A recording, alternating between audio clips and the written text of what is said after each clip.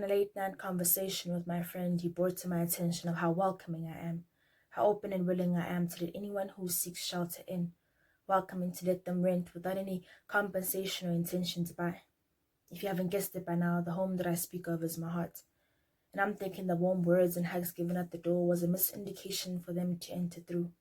Until that conversation, I always had in my mind that my mannerisms and actions were all the do not enter I needed. Seemingly, I was wrong, because as I traced back to the beginning, when I first became a home fully finished, painted, and paid for, that's when I started taking tenants in. I suppose my overexcitement about finally being finished gave room, because when I announced I had finally become a home and held a warming party, some guests never really left. In a late night conversation I had with my friend, he brought to my attention of how welcoming I am.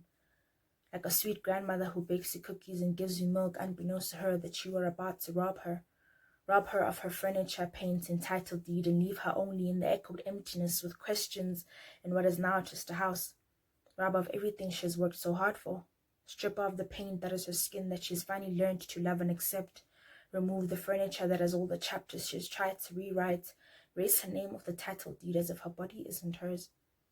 In a late night conversation that I had with my friend, he brought to my attention of how welcoming I am. I didn't understand or bother to ask him what he meant by that. I figured I could do what I always do when mailed with bills, I mean truth. To walk and look in the mirror in the hallway and try to find out where I missed something. Isn't that what contractors do? Look at the blueprint of the house and see what or where something wasn't laid or put in.